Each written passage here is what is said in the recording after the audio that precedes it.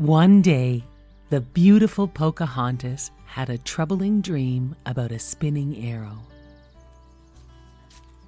She went to visit her ancient friend, Grandmother Willow, to ask her advice about the dream. She asked Grandmother Willow, "What is my path?"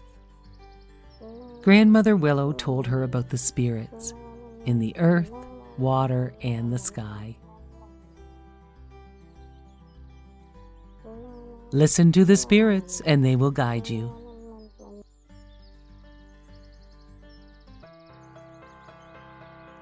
Pocahontas climbed to the top of the tree's branches. She felt the wind blow around her and saw strange white clouds in the distance. The clouds were the sails of a ship that carried strangers to her land.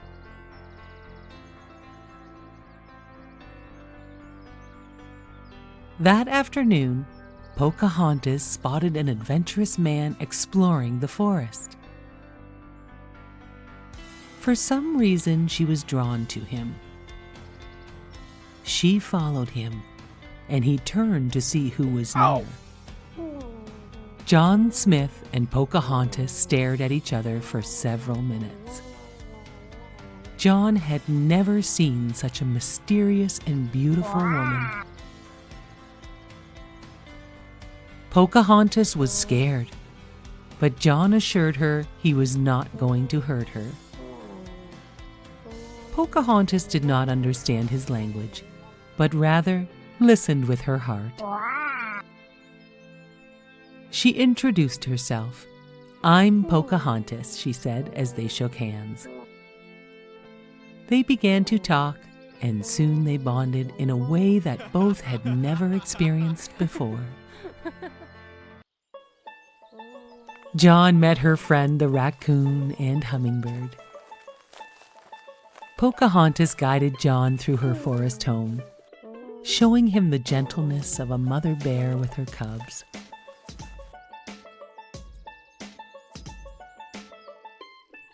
They listened to gray wolves cry and watched eagles fly to the tops of the sycamore trees. John was realizing that people had a lot to learn, and with Pocahontas as his teacher, he began to hear the voices in the mountains and even see colors in the wind. Pocahontas showed him how no one owned the land. Pocahontas went back to her village and showed her friend Nakuma her new friend John Smith. Nakuma was worried, as she had been warned that settlers were dangerous. Pocahontas made Nakuma promise not to tell anyone, as she left to take John to meet Grandmother Willow. Grandmother Willow advised Pocahontas that John was a good soul. Pocahontas was so very happy, and so was John. John left to return to his camp. When he was gone, Grandmother Willow suggested to Pocahontas that perhaps she had found her path. Back in her village, her friend Nakuma sent out a warrior to find John Smith.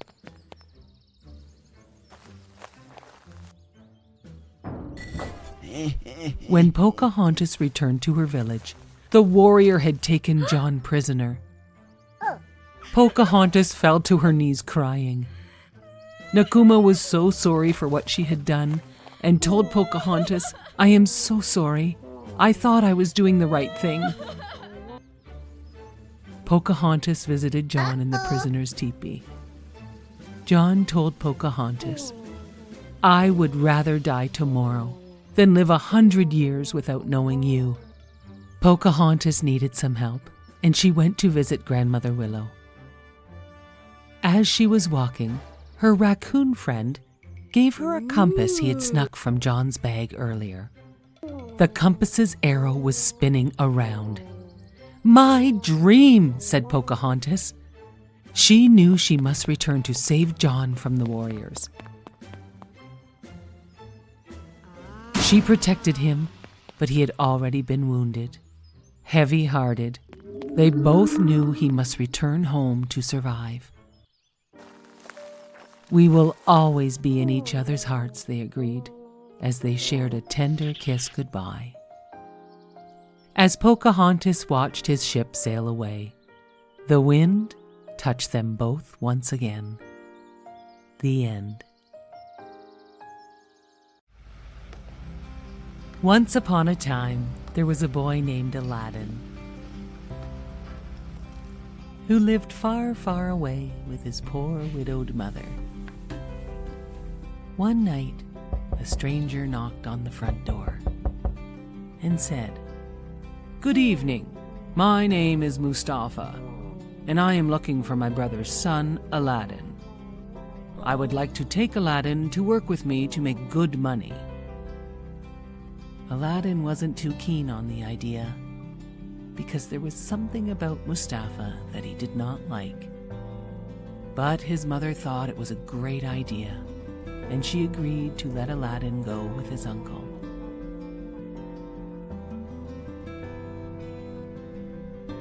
Aladdin and his uncle walked for a full day into the desert, until they reached a cave with a small entrance. Mustafa was too big to fit through the entrance, so he asked Aladdin to go inside. Aladdin did not trust him and was afraid he might block him in. But his uncle told him there were gems and gold inside the cave. Mustafa told Aladdin he could take as much as he wanted. Mustafa only wanted an old lamp from inside the cave. So Aladdin went inside. Aladdin could not believe his eyes when he entered the cave. It was full of treasures. He started filling his pockets with diamonds and rubies and emeralds. He also found a gold ring that fit his finger perfectly. Finally, he found the lamp Mustafa had asked for. He yelled for Mustafa to help him out. But Mustafa said he wanted to see the lamp first. Aladdin did not trust him, so he refused to let him see the lamp. Mustafa was angry and said, "I am not your real uncle, and I don't care about you, Aladdin. Since you won't give me the lamp, I will block the cave entrance with this huge rock."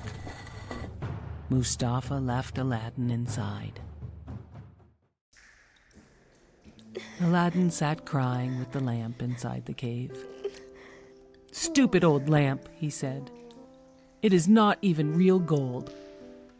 He rubbed the lamp a little to wipe off the dust. And all of a sudden, poof! A genie came out of the lamp. "Master, I will grant you 3 wishes," said the genie. Right away, Aladdin said, "Take me home." And poof, Aladdin was at home. His mother almost fainted at the sight of Aladdin. He told her about Mustafa and the cave full of treasures. Aladdin rubbed the ring he had put on his finger, and a second genie appeared. "Master, I can grant you 2 wishes," said the genie. Aladdin wished for a grand palace and enough wealth for him and his family to be rich forever. All of a sudden, Aladdin and his mother had a beautiful palace filled with riches. One day, Aladdin was walking through the city when he saw the most beautiful girl. He fell in love with her at first sight.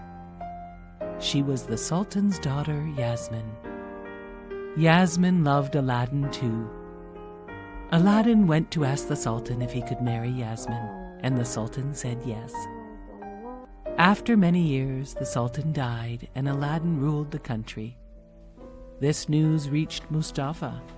Mustafa knew how Aladdin became so rich and powerful, and he made a plan to get the lamp back. Mustafa tricked Yasmin, who had no idea who he was, into trading him with the old ugly lamp for a shiny new one.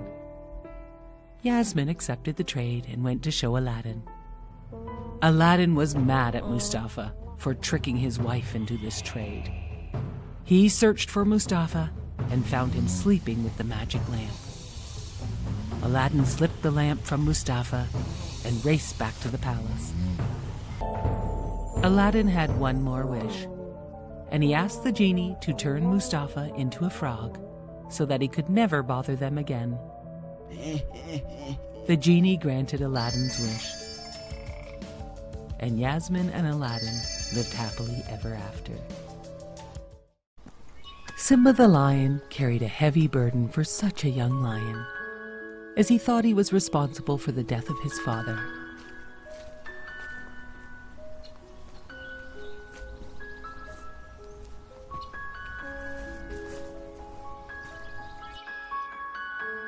His meerkat, warthog, and other animal friends wanted to help Simba laugh again.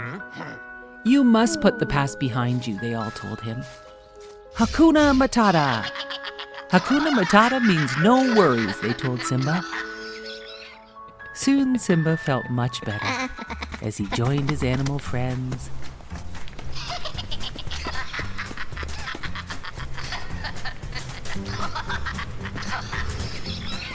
Swimming in the river and enjoying nice long days. As long as Simba did not think about his father's death and the painful memory of his Uncle Scar telling Simba that he was responsible for his father's death. Scar had told Simba to run away. Simba felt like he was always running away. One day, while playing, a beautiful lioness chased Simba's friend the warthog. She wanted to eat him. The warthog was very scared. Simba saved his warthog friend and then realized the lioness was his old best friend from childhood, Nala. Simba had run away from his Pride Land so long ago. Nala and all the lions and all the other animals missed him very much, and she told them they needed Simba to save them from Scar and the hyenas. They were destroying the Pride Lands. "Please come home," asked Nala. "You are our only hope." Simba was not yet ready to return, and he sat and talked to Nala all night, and they kissed and had a private embrace. "You can't change the past. It's all my fault," said Simba as he walked away from Nala. Close by, a wise baboon called out to Simba. "You're Mufasa's son," he reminded Simba. "He lives in you," said the old baboon, and he reminded Simba of that. The baboon led Simba to a pool of water and told him to stare hard at his reflection. Suddenly, the clouds parted and the water changed shape, and Simba saw his father, Mufasa. "Remember who you are," Mufasa said from the stars. "You are my son and the one true king." Simba was afraid of what he knew he must do. The baboon all of a sudden hit Simba with a stick. "Why did you do that? It hurt," asked Simba. "Doesn't matter. It's in the past," said the baboon as he tried to hit Simba again. Simba ducked, avoiding the hit. "See," said the baboon, "the past can hurt, but you can either learn from it or run away." Simba understood this lesson and decided to return to his father's land, to save it from the hyenas and challenge his Uncle Scar. "I must fight for this, or who will?" "We will," answered Nala, the warthog, baboon, and meerkat. "We are with you until the end." They followed Simba to the Pride Lands and fought a big battle with the hyenas.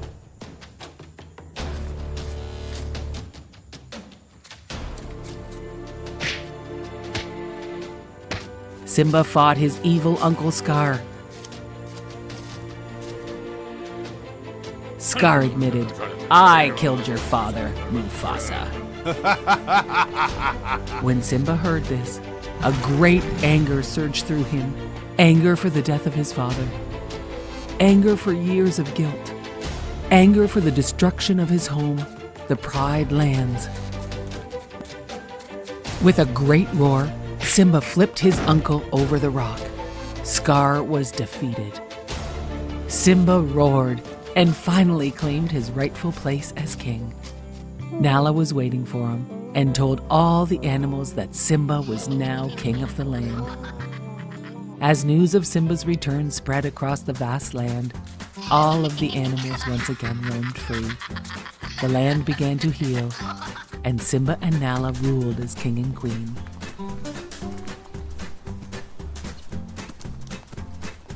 Simba and Nala started their own family and lived happily ever after. Once upon a time, there were 25 tin soldiers that were in a box. The toy soldiers were brave and handsome. Each tin soldier wore a smart blue uniform. One soldier that had been made last had only one leg, as the toy maker had run out of tin. The one-legged tin soldier was as brave and handsome as all the other soldiers in the box. The box was given to a boy on his birthday. The boy placed the box in his room filled with wonderful toys. The tin soldier noticed a beautiful doll that stood on one leg in her ballerina pose. He fell in love with her at once, as he believed she stood on one leg just like him, and she was so lovely. The ballerina thought the tin soldier was so handsome. She fell in love with him at first sight, too. One day, the boy took the soldier out to play by the canal. He made a paper boat and put the tin soldier in it. All of a sudden, a big downpour whisked away the paper boat, and the brave tin soldier sailed quickly towards a dark tunnel. He was very brave and stood steadfast on his one leg. In the tunnel was a big rat who demanded to see the tin soldiers pass. The water came so fast that the rat could not catch the paper boat, and the tin soldier was happy to be out of the rat's reach.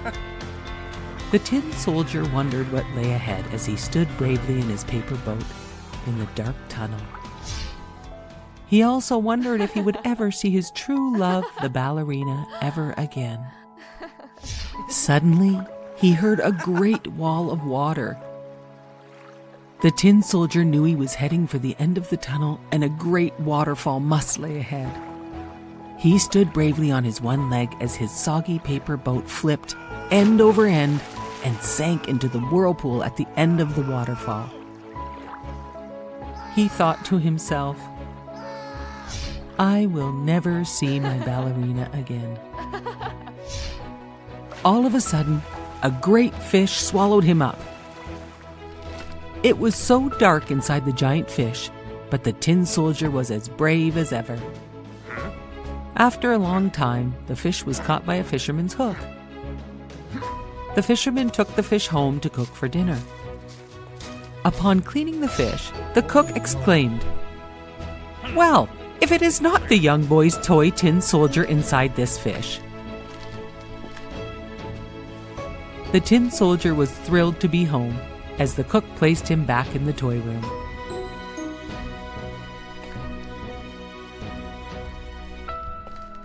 The tin soldier saw his sweet ballerina poised on her one leg across the room.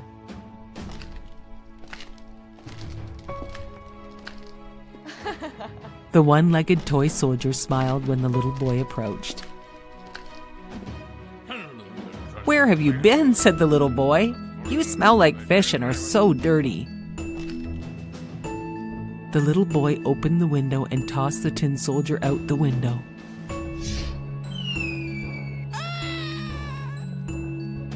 The tin soldier remained brave as he landed on a large bed of petunias below the window. The tin soldier was very sad, but he remained brave as he lay among the flowers. Just then, as the boy was playing with the ballerina on the window ledge, a gentle wind knocked the ballerina to the ground below.